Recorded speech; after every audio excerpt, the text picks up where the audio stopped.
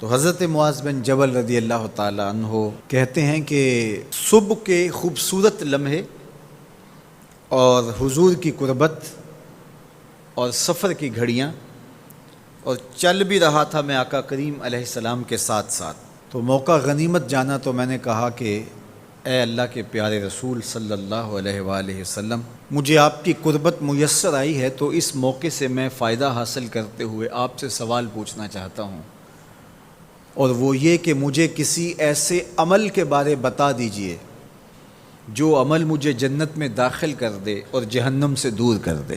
تو حضور علیہ السلام نے اس سوال پر ان کی تحسین فرمایا تو نے بہت بڑا سوال کیا ہے، اس کا جو جواب ہے کہ جنت نصیب ہو اور مجھے جہنم سے نجات ملے، تو یہ اتنا آسان کام نہیں ہے، یہ بڑا مشکل کام ہے، لیکن جس پر اللہ آسان کر دے اس کے لیے مشکل نہیں ہے۔ یعنی جنت آسانی سے نہیں ملتی، جہنم سے بچنا بھی اتنا آسان نہیں ہے، بہت سارے گناہوں سے بچنا پڑتا ہے، لیکن اللہ جس کے لیے آسان کر دے اس کو نیکی کی توفیق دے دیتا ہے اور برائی سے اس کو بچا لیتا ہے۔ اگر تو چاہے کہ جنت میں جائے اور جہنم سے نجات ملے تو تمہیں اللہ پر ایمان بھی لانا پڑے گا، اور ایسا ایمان جس میں شرک کی آمیزش تک نہ ہو، اسی کی عبادت تیری زندگی کا مقصود ہو، اور نماز بھی ادا کرنا ہوگی، زکوٰۃ بھی دینا ہوگی، روزے بھی رکھنے پڑیں گے، اور تجھے حج بھی کرنا پڑے گا۔ جنت میں داخلے کے لیے یہ شرائط ہیں کہ تم یہ کام کرو گے۔ پھر ارشاد فرمایا میں تمہیں بھلائی کے دروازے ہی نہ بتا دوں۔ ارشاد فرمایا الصوم جنہ، روزہ ڈھال ہے۔ ڈھال آپ سمجھتے ہیں، اگر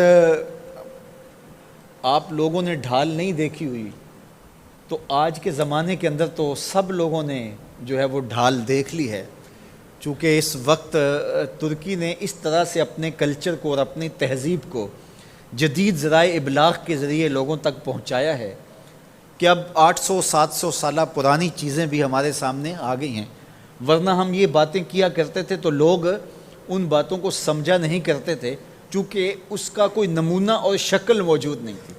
جب دشمن تیر پھینکے تو تیر سے بچنے کے لیے وہ لوہے کا پترا جو آگے کر دیا جاتا ہے، جو تیر کو اپنے اوپر روک لیتا ہے، اس کو عربی میں جنہ اور اردو میں ڈھال کہا جاتا ہے۔ تو آقا کریم نے فرمایا روزہ ڈھال ہے، تو گویا جہنم کی آگ سے بچانے کے لیے جو ہے وہ روزہ کام دے گا۔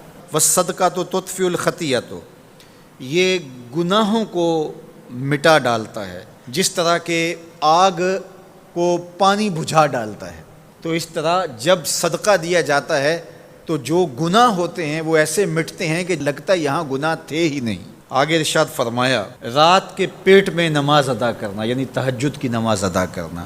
پھر حضور علیہ الصلوۃ والسلام نے یہ آیت پڑھی تتجافی جنوبہم عن المضاجع، ان کی کروٹیں بستروں سے الگ رہتی ہیں، خوف اور طمع میں وہ اللہ کو پکارتے ہیں اور وہ رات کو جاگتے ہیں، ان کی کروٹیں بستروں سے الگ رہتی ہیں، حتی بلغ یعملون، یہ آیت پڑھتے ہوئے آخر تک حضور نے تلاوت فرمائی۔ تو فرمایا جس طرح صدقہ آگ کو بجھا دیتا ہے، اس طرح پچھلے پہر کی نماز، تہجد کے سجدے بھی اللہ جل شانہ کے غصے کو ختم کر دیتے ہیں اور جہنم کی آگ کو مٹا ڈالتے ہیں۔ پھر حضور نے ارشاد فرمایا کہ میں تمام امور کی جڑ نہ بتا دوں کیا ہے، جتنے بھی معاملے ہیں اس کی جڑ ہی نہ بتا دوں۔ میں نے جھولی پھیلا کے کہا حضور کیوں نہیں، خیرات ڈالی ہے، تو حضور نے ارشاد فرمایا راس الامر الاسلام، سارے امور کی جڑ اور بنیاد، سر اسلام ہے۔ اگر اسلام ہے تو عمل قابل قبول ہے، اور اگر اسلام ہی نہیں ہے تو پھر جتنے مرضی نیک عمل کرتے رہیں، جتنا مرضی پانی ڈالیں، جتنی مرضی کھاد ڈالیں، تو اگر جڑ ہی نیچے سے کٹی ہوئی ہے تو درخت ہو پائے گا؟ کبھی بھی نہیں ہو پائے گا۔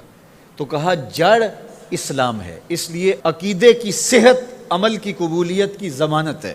تو تمام امور کی جڑ اور بنیاد اور سرا اسلام ہے، اور اس کا ستون نماز ہے۔ اور صحابہ نماز کے جس طرح پابند رخوگر تھے، تو وہ تاریخ کی روایات آپ دیکھ سکتے ہیں، آپ کو ایک صحابی بھی بے نماز نہیں ملے گا۔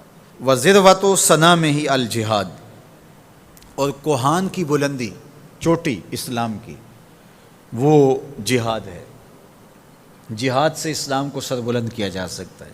اسلام کا چھٹا رکن ہے جہاد، اور ہمیں جہاد کی ترغیب بھی دی گئی اور قیامت تک یہ جہاد جاری بھی رہے گا اور کبھی بھی ختم ہونے کا نہیں ہے۔ ہاں اس کے اصول و ضوابط ہمیں دیے گئے، جہاد کے نام سے فساد فی الارض نہ کیا جائے، لیکن جہاد کا انکار اسلام کا انکار ہے۔ یہ اسلام کی چوٹی ہے، ذروۃ و سنام کہا گیا، یہ کوہان کی بلندی ہے۔ تو حضور علیہ السلام نے آخر میں فرمایا کہ میں تمہیں سارے معاملات کی جڑ ہی نہ بتا دوں، خلاصہ ہی نہ بیان کر دوں؟ قلت بلا یا نبی اللہ، میں نے کہا اے اللہ کے نبی کیوں نہیں؟ فاخذ بلسانہ، حضور نے اپنی مبارک زبان کو پکڑا، فقال، اور فرمایا، کف علیک ھذا، کہا اس کو روک لے، اس کو کنٹرول کر لے۔ تو کہتے ہیں میں نے کہا اے اللہ کے پیارے محبوب صلی اللہ علیہ وسلم، جو ہم باتیں کرتے ہیں اس سے بھی مواخذہ ہوگا؟ یعنی عمل پر تو پکڑ ہوگی، لیکن جو ہم زبان سے بات نکال دیتے ہیں تو کیا اس بات پر بھی مواخذہ ہوگا؟ تو حضور علیہ السلام نے ارشاد فرمایا کہ لوگ منہوں کے بل یا ٹھوڑیوں کے بل جہنم میں ڈالے جائیں گے، یہ ان کے بولے ہوئے بولوں کی وجہ سے ہوگا، ان کی زبان کی کمائی کی وجہ سے ہوگا۔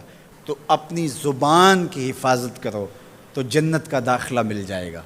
تو گویا زبان کی حفاظت سے لے کر کے اللہ کے حضور سجدے تک اور اللہ کی عبادت تک، یہ ہے وہ نصاب جو جنت میں جانے کا ہے۔